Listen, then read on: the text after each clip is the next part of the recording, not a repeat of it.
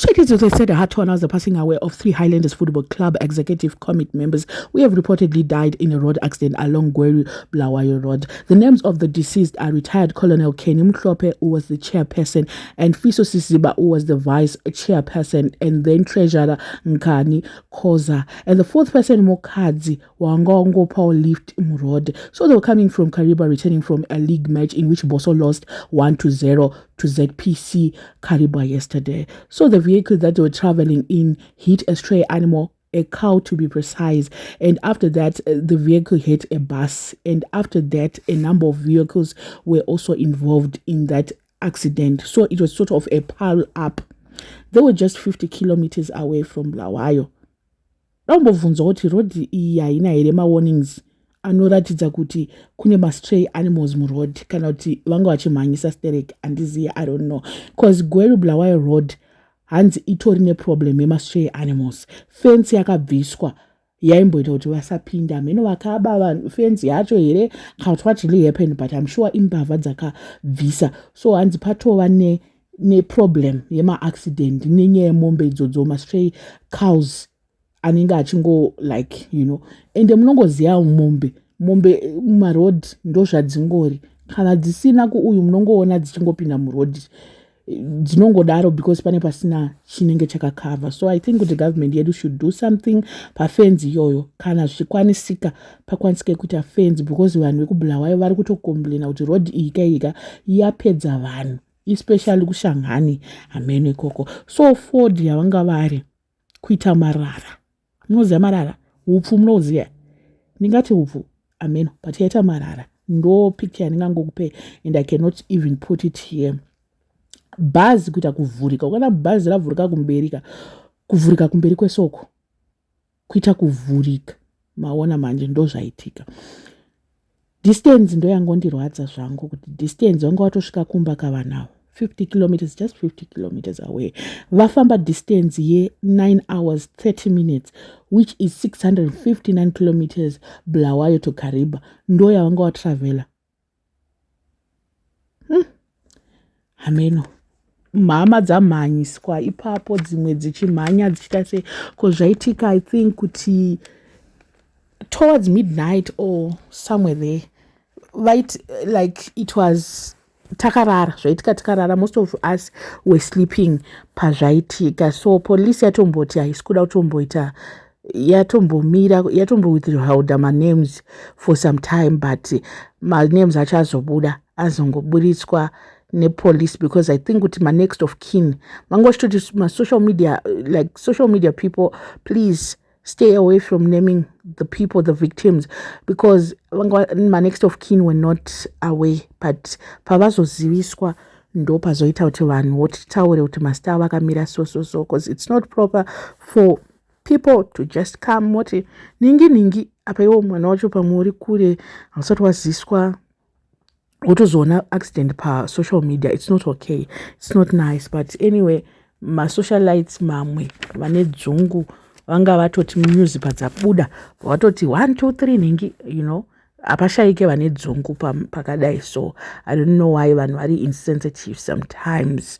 So this death is so sad, as the trio occupied leadership position and had worked tirelessly to steer Highlanders through one of the most challenging periods in their history. In its history. I think I can say in its history, yes. So I think it's a loss, and I don't know how they're going to navigate through, because they were dedicated committee members, and service yavo yavaita kuBoso and respect because of them. My players say like it's something that is so sad. I don't know, but quite a loss chaiko ku football club uko.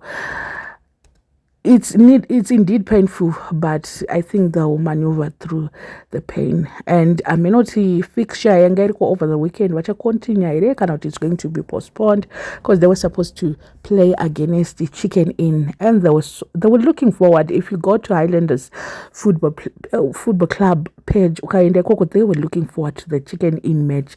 But now Manjane lost Idipoy. I don't think they'll be able to do so because they will need to attend to this because about it a matter of urgency it could auto attend what to. And veduweka road dzedu ngatiti careful. If it means you're going to be at 60 kilometers per hour, be it. Kana uchimhanya haukwanise kuona zviri kumberi, unotozoti watosvika kana kuti watoita kudhara accident yacho ndopa unotozoti. But kana uchifamba at a, ndofunga munhu yaanga exhaustion yekuti mabva kubhora you were playing. I don't know kana wanga wachinja naudriver kana uchi, I don't know. You were playing. Ameno hapana kutaura driver ndiya. You were playing and it's now kuti okay yatoangano, but you were playing kubhora and then wakupinda muroad wakaneta already. Apa wakuenda futi road yekuti you need 6 hours uchidriver. So it's something that zvakaoma, something that is sad. Kadai so panenge pachitoda driver ari kungoi asingatomboite zvebhora, anga asingambomhanye anga asingamboite sei, anga akangomirira kukudriver chete. Maona manje anenge akatorara kumotikari asitombori nei nezvebhora. Maona manje meno, I don't know. Motikari iyi haise kwa week, I don't think they're kwa week, I don't think so. But one of the executives, or if not all of them, were given motikari. Ndoziya one ndo wandinokwanisa kutongoti uyu akapiwa motikari. But kuti nditi vakapiwa vese, I don't know. But vanhu vakutaura kuti wiki ino ZANU-PF, wiki ino arombesa vanhu, azodai so motikari dzewiki ino dzine munyama ndozvakubuda. But should we say that pamwetika accident yakadai so? Ameno, I don't know. Pamwe pacho tichinenge tichangoisa kuromba pasina zvinodiwa kuti kuromba vedwe. Ngatisiyane nezvekuromba. Sometimes ngatimboti on hold timbodzidzisana pachedu isusu kuti maroad ngatidai so, let's exercise this and that. Munhu chero usazvite gunvoster rekuda kuti ndogona kudriver inini wodriver 600 kilometers dzese uri one woti tinodzikunda uchitadza kuzoti ko tikaneta ko tikadai so. Imagine kuti vanhu vakamirirwa vachitoti akusvika tatoapa 50 kilometers, then boom, we are only left with 50 kilometers unenge wasvika pane dzawatravela 600 idzo. Maona manje. So I don't know what you guys think. Let me know in the comment section what are your thoughts, Manyai. And then please make sure that you subscribe to my other channels. I'm going to put my links at your comment section. Like, comment, and also share.